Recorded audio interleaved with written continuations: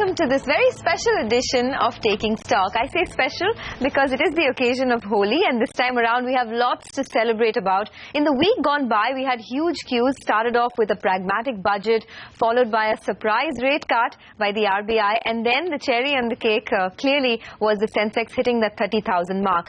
But by the end of it, you got a feeling that since so many positives are already in the market, perhaps the good thing to do would be to take some profits, and that's pretty much what happened by the time we wrapped up the week, Anuj. Indeed, Sonia. I think, as of now, the move that you saw for the last couple of days, I mean, from the time Sensex hit 30,000, last couple of days would only classify as profit booking. Nothing more, nothing less. The market had run up way too much.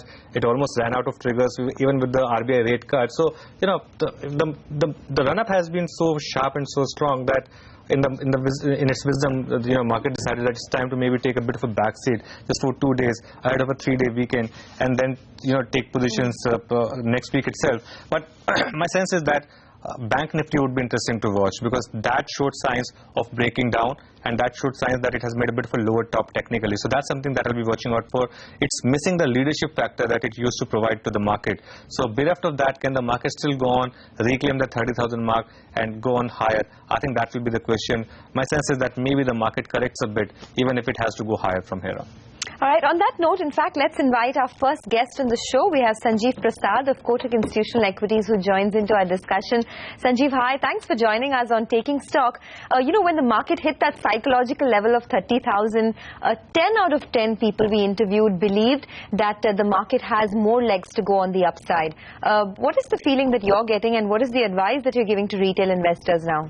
Well, it depends on what time frame you're looking at, but 30,000 is just one more number in my view. The market can go up a lot higher over the next 1-2 years, assuming we see earnings growth. So I won't be too bothered about 30,000 or any such number. The way you look at it is, can this market grow about 15-16% earnings growth for the next couple of years? If the investment cycle kicks off for the next 2-3 quarters based on whatever efforts the government is putting in terms of direct investment and trying to address all the other challenges in terms of land, labor, policies, etc. I see no reason why we can't get to, let's say, about 15% earnings growth for 16. As of now, we have 18% for the BSE 30, but even let's say if it gets cut, we could still get about 15% growth. And if that is the case, let's say by March 17 year, you could have a Sensex EPS of about 2,000 rupees. You give about, let's say, 17 times multiple, you're looking at about 34,000.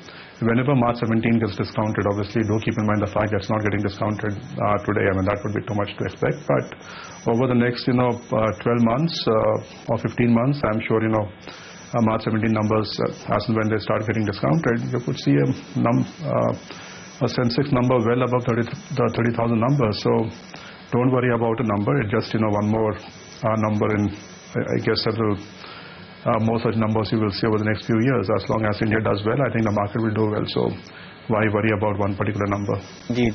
Sanjeev, that point is taken, but you said 17 times. Do you think that's the re-rating number for the market, or do you think it can get overheated like it did and like it normally does in bull markets and go to 18 or 19 times as well and becomes really overheated? Never know, but as of now, I'm just trying to give a rational number. If you say historically, the market is more traded in the range of 12 to 16 times. Obviously, in the frenzy of the second half of 2007, you saw the market going up to as much as 23 times on the 12-month rolling forward PE basis. These days the cost of money is very low globally. People are willing to pay a very high multiple for the same set of earning numbers. Growth is at a huge premium everywhere. So I won't be surprised if for the same set of cash flows, whatever multiple we would ascribe a year back, now people are willing to give a much higher multiple. Do keep in mind the fact that you have global deflation in many parts of the world. Then you have low inflation in several parts of the world.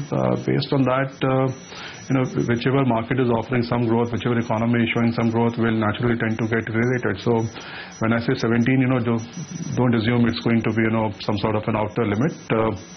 If the global liquidity conditions continue to be fairly supportive, which I assume they would be over the next 1.5-2 years, given the fact that both Bank of Japan and ECB will continue with their QE programs, Hopefully oil prices don't go up too much from current levels, so the macro environment also remains fairly supportive for India.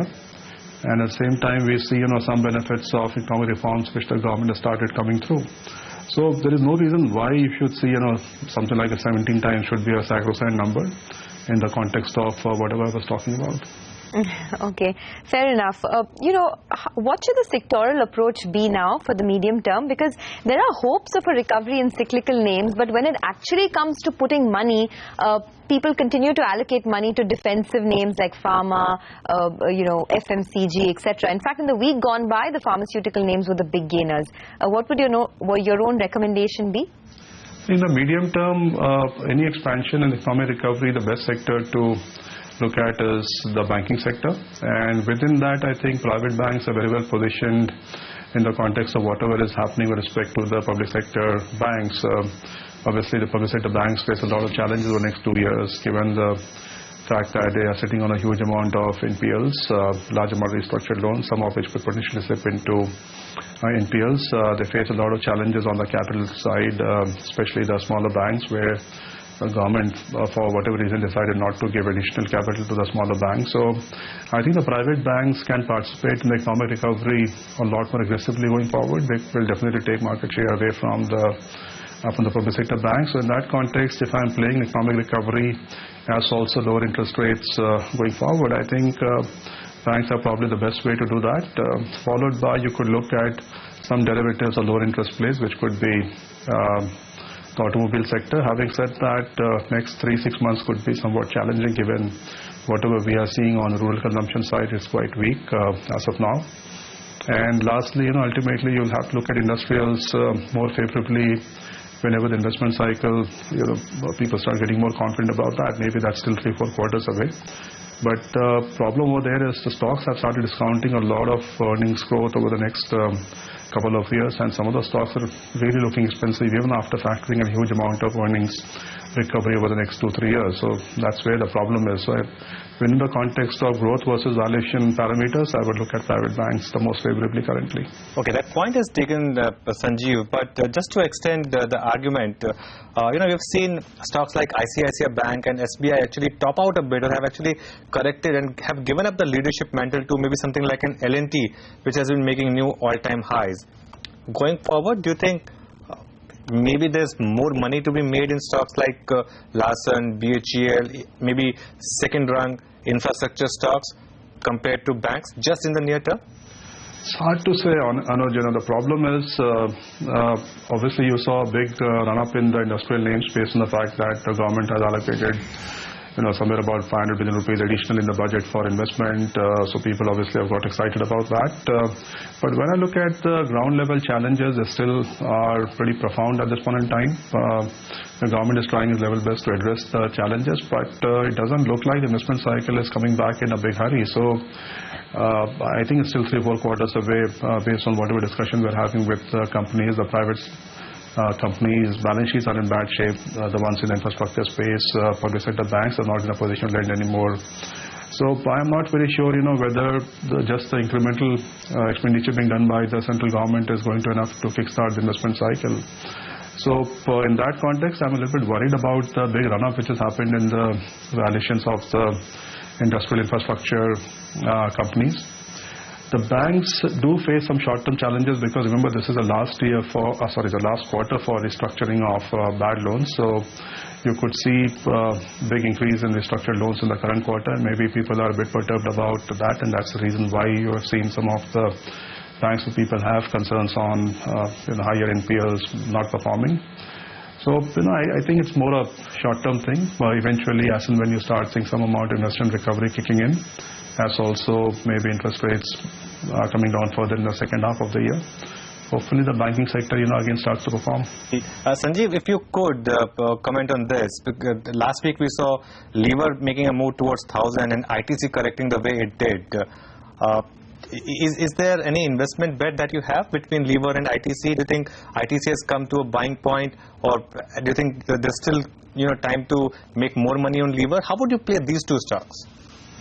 Yeah, I've been avoiding them for some time, which I guess I will continue to do for the simple reason it's becoming increasingly hard to justify the valuation of lever. It's just a fallout of whatever you are seeing globally. As I was saying earlier, people are just working with very low cost of equity these days, given whatever you're seeing globally. The cost of money has just collapsed. You have negative yields in parts of the world. So obviously people are willing to give a much higher multiple for the same set of earnings or cash flows. But to an Indian investor, when I look at a 40p multiple, that means it has to grow at a very rapid rate for a reasonably long period of time, and just becomes very hard to justify in the context of the Indian cost of equity, which I presume is still unchanged at somewhere about 11-12%. Whereas a foreign investor is probably working with a much lower cost of equity, given the cost of money overseas is a lot lower. Somehow this thing obviously needs to balance through the depreciation of the rupee, but that is not happening as of now. So the global investors seem to be very confident about the fact that you will have a stable rupee and essentially a low cost of money for them. So that's the reason why they are willing to chase all the stocks to such high valuations. On ITC, the valuations are looking okay. It's about 23-24 times on March 17 basis, but the problem is the whole taxation policy. If the government continues with its very aggressive taxation approach as far as cigarettes are concerned, on top of it you see some more initiatives to curb tobacco consumption, including of cigarettes, plain advertising, those kind of things, then ITC will just struggle to perform. So honestly, I don't know what is the trigger for ITC in that case, apart from it just being cheaper compared to the rest of the FMCG pack. All right, Sanjeev, we'll let you go on that note. Thank you for your thoughts as always, and you have a great weekend. We'll see you again later on. That's the word coming in from Kotak Institutional Equities. We'll do one thing. We'll take a short break. When we come back from the break, we'll get the master of technical, Sudarshan Sukhani, to give us his view. But in the meantime, let's listen in to some market opinion that we got through the course of the week. We'll come back. It's going to be a more slow and a more measured kind of pickup. And actually, I would make the argument that this entire trajectory is going to be more stable, more sustained, but not necessarily as sharp on the upside as again people might hope for at points in time. But in terms, I think it's the second half of 16 that you should look at the first signs of numbers tending to move up. We're looking at about 14% growth and about 17% for the year thereafter. And if you were to ask me, how could these numbers move, I think FY 16 could potentially have a downside risk and 17 could potentially have an upside risk. We think that earnings growth, corporate India's earnings growth over the next couple of years will probably be around the mid-20s. So the precise number is 24%. The consensus is somewhere in the mid-teens. And I think this budget has gone a long way in boosting our confidence that the earnings cycle is likely to return sometime later this year. The key takeaway is the increase in investment spending. So the government's capex, both outside and inside the budget, is going up by about 30 percentage points year on year. It's an increase of 100 basis points versus GDP. There are a few other measures as well, but this is the central point with respect to how earnings confidence actually goes up.